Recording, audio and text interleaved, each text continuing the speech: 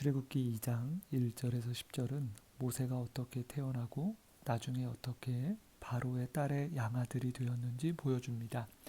그리고 11절은 모세가 장성한 후에 벌어진 일들이 나옵니다. 10절과 11절은 행간으로는 한 절의 차이지만 시간적으로 보면 상당한 시간이 흘렀습니다. 사도행전 7장 23절에서 스데반 집사는 이때 모세의 나이를 40세로 이야기합니다.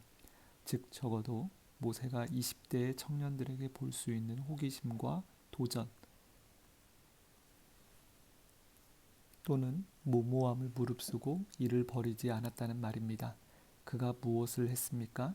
11절을 보면 모세가 장성한 후에 한 번은 자기 형제들에게 나가서 그들이 고되게 노동하는 것을 보더니 어떤 애굽 사람이 한 히브리 사람 곧 자기 형제를 치는 것을 본지라. 그는 히브리 사람들이 고되게 노동하는 것을 보았습니다. 그리고 어떤 애굽 사람이 히브리 사람을 치는 것을 보았습니다. 그런데 여기서 모세는 두 번이나 히브리 사람을 자기 형제로 표현합니다. 히브리 사람이 애굽에서 억압받고 고통받는 것에 대해 다른 사람처럼 여긴 것이 아니라 마치 자기 형제가 억압받고 고통받는 것처럼 여겼다는 것입니다. 애굽의 왕자로 편하게 즐거움과 기쁨을 누리며 살 수 있었습니다. 그냥 이런 일에 굳이 끼어들거나 나서지 않기만 한다면 그의 인생은 늙어 죽을 때까지 보장받는 인생입니다. 그런데 모세는 그 평안함을 선택하지 않고 오히려 자신의 동족의 이 비참함에 가슴 아파하며 그냥 지나치지 않았습니다. 성경은 모세의 이런 결정을 히브리서에서 이렇게 말합니다. 믿음으로 모세는 장성하여 바로의 공주의 아들이라 칭함받기를 거절하고 도리어 하나님의 백성과 함께 고난받기를 잠시 죄악의 낙을 누리는 것보다 더 좋아하고 궁궐에서의 낙을 누리기 것보다 하나님의 백성과 함께 고난받기를 더 좋아했던 믿음의 사람이었다는 것입니다.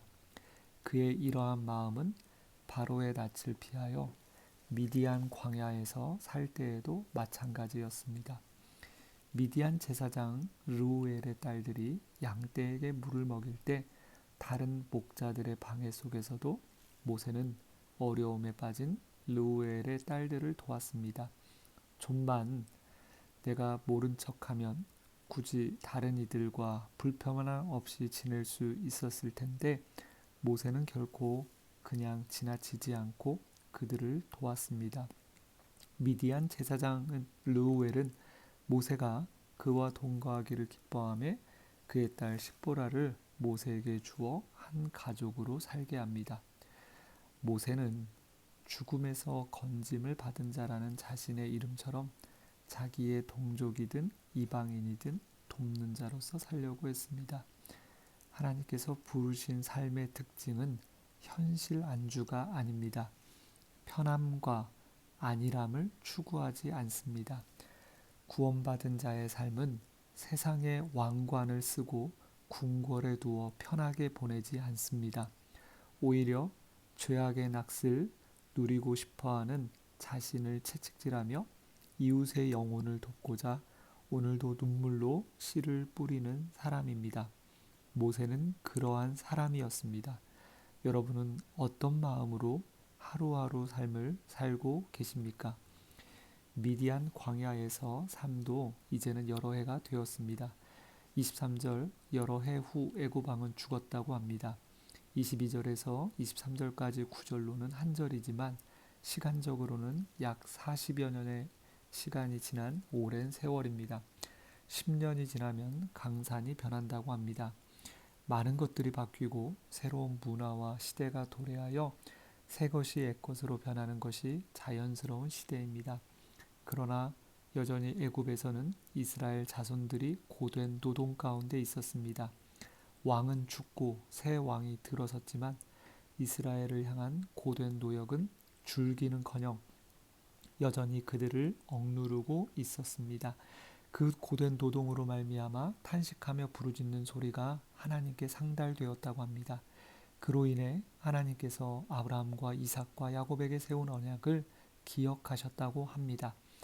모세가 처음에는 자기 형제를 돕고자 나섰지만 광야 40년을 보내며 잊었을지 모릅니다. 그러나 하나님께서는 결코 잊지 않으셨습니다. 신실하신 하나님께서는 두 번씩이나 24절, 25절에서 기억하셨다고 합니다.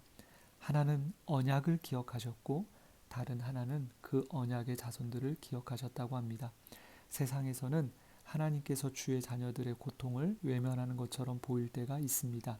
그러나 하나님은 결코 하나님의 자녀를 외면하지 않으십니다. 우리가 기쁠 때나 슬플 때나 심지어 사망의 음침한 골짜기로 다닐지라도 신실하신 하나님께서는 우리와 함께 하십니다. 그 하나님을 오늘도 의지할 수 있기 바랍니다. 또한 우리 모두가 편한 자신의 궁궐에서 나와 영혼을 돕고 살리는 하나님의 자녀 되기를 바랍니다.